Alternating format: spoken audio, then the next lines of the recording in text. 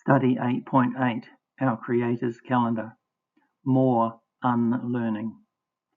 Shalom, this is the 8th in a series of studies on the subject of Our Creator's Calendar. The outline of this study. 1. Unlearning. In this series of studies, I have shown the difference between the Hebrew Mazzaroth and the pagan zodiac is their syzygy. The Hebrew day is divided into 12 hours and the Hebrew night is divided into either 3 or 4 watches. The Hebrew Erev is evening twilight and the Hebrew Boker is morning twilight.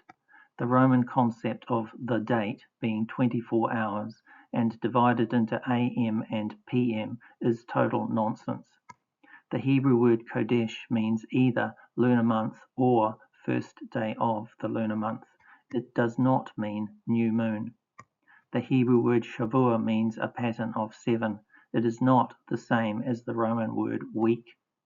These are the major areas of deceit. However, there are a few more areas of unlearning we need to consider. Stop thinking in terms of Roman longitude, measured eastward 0 to 180 degrees and westward 0 to 180 degrees from the Greenwich meridian, because this is confusing us. Instead, we need to think of our geographical position on the Earth in the same terms as Greenwich hour angle of a celestial body. That is, our Creator's longitude is measured westward from Greenwich 0 to 360 degrees. This enables us to directly correlate the Greenwich hour angle of the Moon with our geographical position on the Earth, and specifically enables us to easily identify the times of the Moon's meridian passage at our geographical position on Earth. Stop thinking in terms of Roman 24-15-degree time zones with their standard time differences either ahead of or behind Universal Standard Time. Time is measured westward, just like Greenwich hour angle. Forget about daylight time or summer time, as these are further contrivances. All of these things are confusing us. Stop thinking in terms of the Roman international date line. Each lunar month, our Creator marks his own date line on the surface of the Earth. His date line is the sublunar point at the time of the full moon opposition. Every lunar month, he draws his date line in a different location on the surface of the Earth. Our Creator decides whether you, at your geographic location, will have a 29 or a 30-day lunar month, not your religious leaders, your politicians, or a paper calendar. We have been taught that in each month, all geographic locations on Earth will have either a 28, 29, 30, or 31-day month. The truth is, in each lunar month, some geographic locations will have a 29-day lunar month, while other geographic locations will have a 30-day lunar month. Our Creator's international dateline is established each lunar month by the sublunar point of the Moon at the time of the full moon opposition. Our Creator's international dateline falls in a different geographic position on the Earth each lunar month. As a result, different geographic positions on Earth may have a different number of days, 29 or 30, in the same lunar month. Our Creator's calendar is a calendar which is followed by observation of His creation. Most calendars have an intercalary period, such as a day or a month. The Roman Gregorian calendar uses leap years, the 29th of February. The Hillel calendar uses the 13th month of Adar. Our Creator's calendar also employs a 13th lunar month. The first lunar month of the year is determined by the full moon arriving back in the star picture Bethula.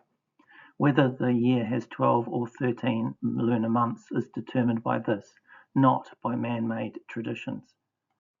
How many days in a year? 360 or 365 and a quarter.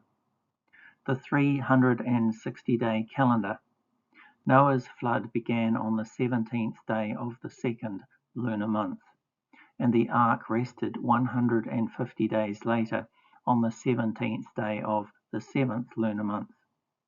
Because a 150-day span covered exactly 5 lunar months, many assume the lunar month of Scripture was originally 30 days, creating a 360-day year. This 360-day prophetic year has been the cornerstone of teaching on end times prophecies, specifically the 69 weeks of Daniel, the 42 months equaling 1260 days, the 3.5 times equaling 3.5 years of the tribulation. While the sun retreating 10 degrees on the sundial of Ahaz and the long day of Yahushua have been used as arguments for a change in the length of the year, and hence a change in the calendar.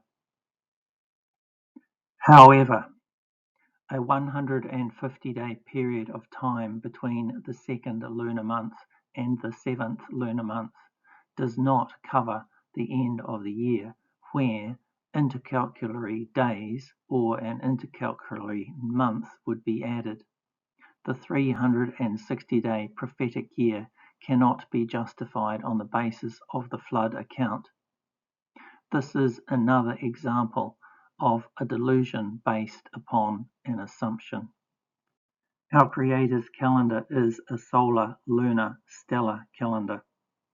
If there has been a change in the duration of the Earth's orbit around the Sun, and hence the length of a year, then our Creator's calendar automatically accommodates for this by the intercalary period, the 13th lunar month.